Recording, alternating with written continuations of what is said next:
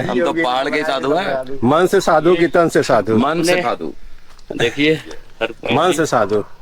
भोलेनाथ का प्रसाद लेते हुए ये देख। जय भोले बाबा। नहीं निकल रहा है, नहीं निकल रहा है। निकल रहा होगा, आप देखे नहीं, अब पीछे झुक के देखो। सिस्टम फेल है।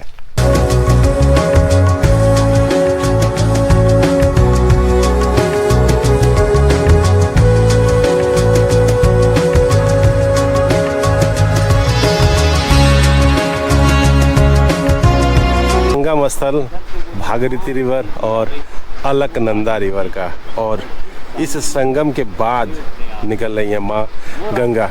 तो अगर अब देखा जाए कि माँ गंगा का जो पहला उद्गम स्थान जहाँ से माँ गंगा का नाम पड़ा। गुड मॉर्निंग दोस्तों, कैसे हैं आप लोग। स्वागत है एक नए व्लॉग में। हम लोग हैं ऋषिकेश के अपर तपोवन में, और कंपेरेटिवली अगर देखा जाए कि अगर आप रुक रहे हैं मेन ऋषिकेश में, उससे बेहतर है कि आप अपर तपोवन आ जाओ। 2 से 3 किलोमीटर ऊपर आने पे लक्ष्मण झूला से आपको अपर तपोवन का एरिया मिल जाएगा। यहाँ पे जो होटल हैं बिल्कुल शांत वातावरण में हैं और रेट भी जेन्युइन है, और अगर आपको आराम करना है, रिलैक्स करना है तो बेहतर है। और सबसे ख़ास बात कि दिन में आओगे तो लगेगा कि ये जो एरिया है वो बिल्कुल शांत है, लेकिन जैसे ही शाम होनी शुरू होगी, लाइटें जलनी शुरू होंगी, तो ये बिल्कुल नाइट लाइफ वाला माहौल यहाँ पे बन जाता है। हम लोग रुके हैं bistro Nirvana, where food meets the soul, और इनका ये कैफ़े भी है यहाँ पे। ठीक है, डिसेंट सा है। रात में काफ़ी अच्छा माहौल था वहाँ पे, और वहाँ पे सामने एक आपको क्लब मिल जाएगा, और क्लब का नाम है, कैफ़े का नाम है पिंक कैफ़े। उसके बाद आगे स्विस कैफ़े मिल जाएगा। तो मतलब इंडियंस के साथ साथ लोकल्स, उत्तराखंड के बंदों के साथ साथ फॉरेनर्स की भी भीड़ यहाँ पे अच्छी खासी दिख जाती है। और अगर कार लेके आएंगे तो ऐसा आपको पतला रोड मिलेगा, और चढ़ने में पूरी की पूरी ऐसी चढ़ाई है, और पूरा उसमें टर्न भी है। कल हम लोग आए थे तो बारिश हो रही थी, तो बारिश में हम लोग की जिमनी जो है, अभी तो यहाँ पे कुछ नहीं दिख रहा है, पीछे और ज़्यादा चढ़ाई है, तो उसमें डर लग रहा था कहीं स्किड ना कर जाए, लेकिन कहीं भी 4x4 नहीं लगाना पड़ा, और बाइक कार जो है वो स्किड भी नहीं की, और फुली लोडेड है।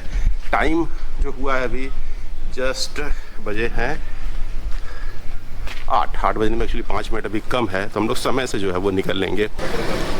तो अब समय है हम लोग के निकलने का, 8 बज गए हैं, और देखते हैं आगे का सफ़र कहाँ तक शुरू होता है। ये जो रास्ते हैं, अभी मैं आगे का आपको रास्ता दिखाता हूँ। ये तो थोड़ा सा है, एक्चुअली कैमरे में क्या होता है ना कि बहुत अच्छे से एंगल नहीं पता चलता है। कोई ढलान हो या कोई चढ़ाई हो तो उसका एंगल जो है अच्छे से पता नहीं चलता है, लेकिन कुछ हद तक तो आइडिया आपको लगेगा। और यहाँ पे एक spa, Vedant massage and spa, लेकिन बंदे ने क्या किया था कि व्हाट्सएप नंबर लिखा था और वो स्विच ऑफ था।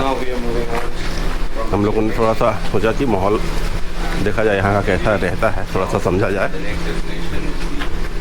ये देखो कितनी पतली पतली गलियाँ हैं, टर्न है। इसमें अगर आपकी बड़ी गाड़ी है, जिमनी का यही फ़ायदा है भाई, कि आपकी जिमनी जो है पतली दुबली है, तो बहुत आसानी से इन रास्तों को मैनेज कर लेती है। यहाँ पे हम लोगों ने पूछा ब्रेकफास्ट कितने बजे मिलेगा यार।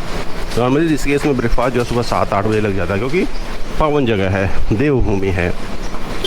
लेकिन इस वाले स्ट्रीट पे जो ब्रेकफास्ट का टाइमिंग है वो थोड़ा सा अलग है। हमने पूछा तो बोला कि भाई सुबह 11 बजे से हम लोग ओपन करना शुरू कर देंगे, और 11:30 बजे तक ब्रेकफास्ट आपको मिल जाएगा। मिला जुला के पूरा का पूरा जो माहौल है वो नाइट लाइफ वाला है। रात में एक्टिव रहेंगे और दिन में थोड़े से लेट काम करेंगे। हाँ, ये एक बात है कि ऐसा भी नहीं नाइट लाइफ है तो रात में 12-1 बजे तक चलेगा, 10, 10:30, 11 बजे तक ख़त्म भी कर देंगे। थोड़ी इवनिंग में जल्दी शुरू करेंगे और रात में भी जल्दी ख़त्म कर देंगे, और मॉर्निंग में लेट शुरू करेंगे। ये देखो कितना ढलान है यहाँ पे।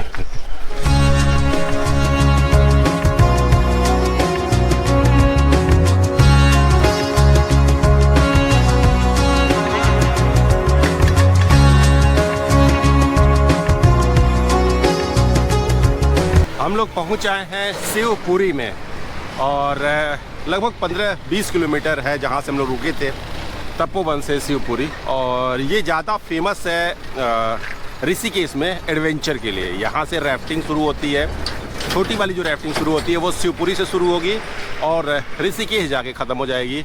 और यहाँ जो सामने आप दिख रहे हैं थ्रिल फैक्ट्री का बोर्ड है, और यहाँ पे आपको पीछे ये जो टावर दिख रहा है, और दूसरा ये जो टावर दिख रहा है, टावर के ऊपर लिखा है 109 मीटर। बंगी जंपिंग है और भी तमाम चीज़ें हैं। देखिए बंगी जंपिंग का प्लेटफॉर्म लगा और एक पेट्रोल पंप था, तो हम लोगों ने सोचा कि जिम्नी को यहाँ से फ्यूल इसका जो है हम लोग फुल करवा लें ताकि हम लोग आगे निकलें। जोशीमठ 230 किलोमीटर के आसपास है, तो अभी जोशीमठ चलते हैं। शिवपुरी की खासियत ये है कि यहाँ पे जो होटल हैं वो गंगा के ठीक किनारे हैं। ये जो देख रहे हैं ना, इसके ठीक पीछे गंगा जी हैं और उनका फ्लो काफ़ी अच्छा है। एक्चुअली ठीक गंगा जी के किनारे पहले लोग कैंपिंग करते थे, वो फायर करते थे, तो वो रिस्ट्रिक्टेड हो गया क्योंकि बहुत सारी ख़राब एक्टिविटी वहाँ पे होती थी, उसको रिस्ट्रिक्ट कर दिया है। अब जो होटल बने हुए हैं थोड़ी सी हाइट पे बने हुए हैं, और लेकिन आप जो है रास्ते दिए हैं, आप जो है बैंक साइड जो गंगा रिवर के बैंक पे जा सकते हैं।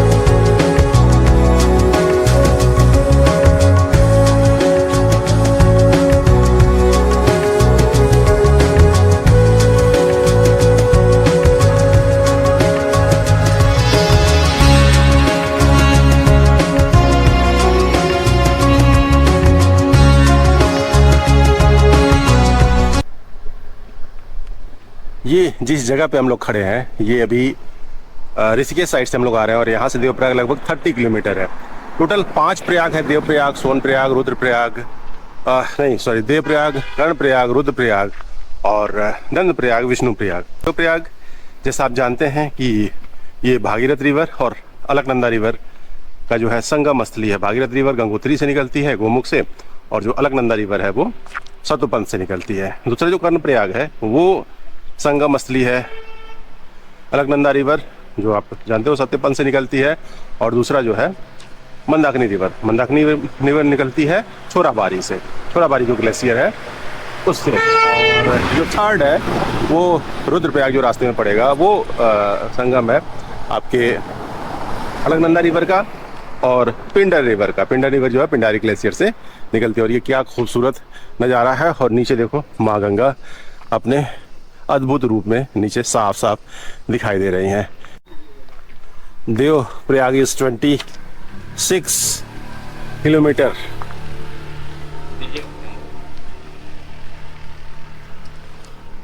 हरप्रीत जी आप भी साधु बनने आए क्या? हम है ही साधु। साधु है, हम तो पहाड़ के साधु हैं। मन से साधु की तन से साधु। मन से साधु। देखिए मन से साधु। भोलेनाथ का प्रसाद लेते हुए ये देख। जय भोले बाबा। नहीं निकल रहा है। निकल रहा होगा, आप देखे नहीं है, पीछे झुक के देखो। सिस्टम फेल है। और एक छोटा सा यहाँ पे मंदिर। जय भोलेनाथ। अगर आप हरिद्वार आते हैं, ऋषिकेश आते हैं और वहाँ का नज़ारा, वहाँ का व्यू आपको अच्छा लगता है, तो आप यकीन मानिए कि जब उससे आगे बढ़ेंगे आप जोशीमठ के लिए, तो ये जो नज़ारा है आपको स्वर्ग लगेगा, स्वर्ग से कम नहीं लगेगा।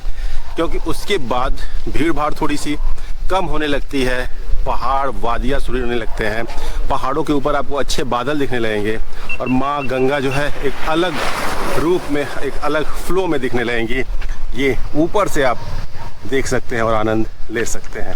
हम लोग अपने आप को जगह जगह रोकने से अपने आप को बचा नहीं पा रहे हैं। थोड़ा दूर जा रहे हैं, फिर लग रहा है यार क्या नज़ारा है, थोड़ा रुकते हैं यहाँ पे, थोड़ा एंजॉय करते हैं, थोड़ी मन को शांति मिलती है। लेकिन जाना भी है तो आगे भी निकलते हैं। ये जगह है देवप्रयाग। ऊपर आप देख रहे हैं सेंट्रल संस्कृत यूनिवर्सिटी, काफ़ी खूबसूरत बनाया गया है। और ये नीचे देखो खूबसूरत देवप्रयाग, संगम स्थल भागीरथी रिवर और अलकनंदा रिवर का। और इस संगम के बाद निकल रही है माँ गंगा।